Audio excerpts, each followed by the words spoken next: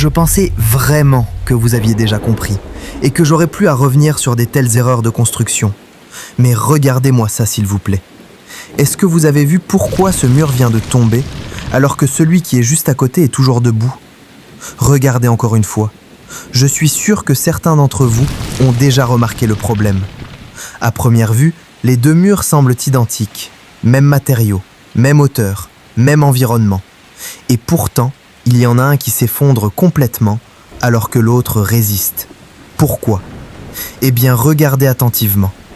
Vous remarquerez qu'il manque un élément extrêmement important. Nous sommes ici à une hauteur d'environ 15 mètres. À cette hauteur, le vent exerce déjà des efforts importants sur les éléments de maçonnerie. Et c'est là que tout se joue. D'un côté, nous avons un mur qui est retenu par une colonne en béton armé. Cette colonne agit comme un élément de raidissement. Elle empêche le mur de travailler seul. Elle reprend une partie des efforts provoqués par le vent. Mais de l'autre côté, le mur est complètement isolé. Aucun poteau de raidissement, aucune colonne capable de le stabiliser, aucun élément structurel pour reprendre les efforts horizontaux. Résultat, lorsque la rafale arrive, le mur se retrouve seul face au vent, même s'il semble enclavé. Et un mur de maçonnerie qui travaille seul sur une telle hauteur devient extrêmement vulnérable.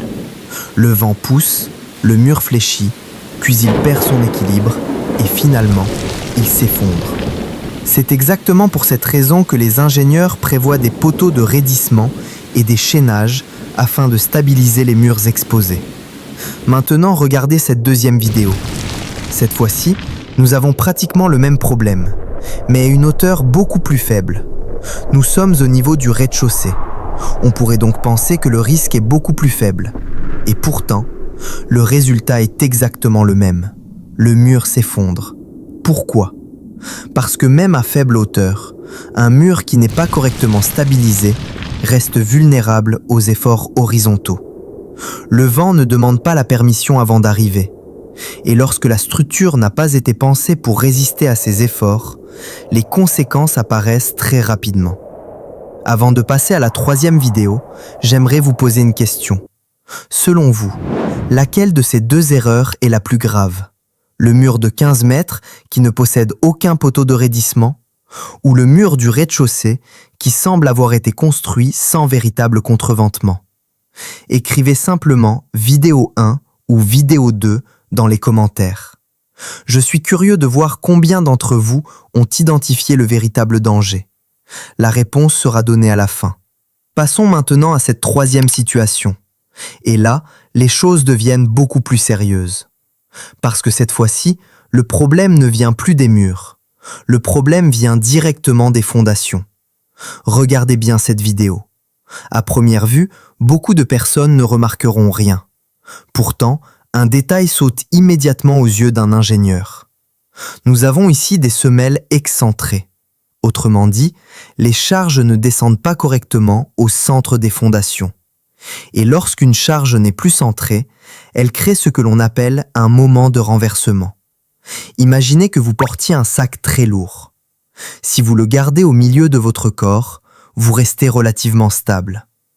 Mais si vous le décalez complètement sur un côté, vous commencez à perdre l'équilibre. La structure réagit exactement de la même manière. Les charges cherchent toujours le chemin le plus direct vers le sol. Mais ici, elles sont obligées de passer par un chemin qui n'est pas naturel. Le problème devient encore plus inquiétant lorsqu'on remarque l'absence de poutre de redressement capable de rééquilibrer ces efforts. Une poutre de redressement est une poutre qui relie deux fondations afin de rééquilibrer les efforts lorsqu'une semelle n'est pas placée au centre d'un poteau. Imaginez deux personnes qui portent une charge avec une barre entre elles. Si l'une commence à supporter plus de poids que l'autre, la barre aide à répartir l'effort. En construction, c'est exactement le même principe. Lorsqu'une semelle est excentrée, la poutre de redressement permet de transférer une partie des efforts vers une autre fondation afin d'éviter le basculement et les tassements excessifs.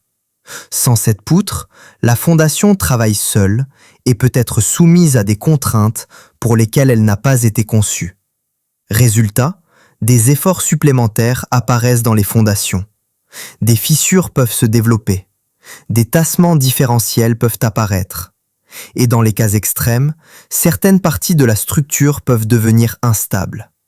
C'est le genre d'erreur qui ne provoque pas forcément un effondrement immédiat, mais qui peut créer des problèmes pendant toute la vie du bâtiment. Et maintenant, regardez cette dernière vidéo. Beaucoup de personnes appellent cela un pont, mais techniquement, c'est juste une simple dalle posée au-dessus d'un passage. Et c'est là que le danger commence. Parce qu'un véritable pont ne se résume pas à une dalle. Un pont est une structure calculée, une structure capable de transmettre les charges vers ses appuis, une structure capable de résister aux véhicules, aux charges dynamiques, aux vibrations, aux effets du temps. Or ici, rien ne nous permet d'affirmer que cette dalle a été dimensionnée pour remplir cette fonction.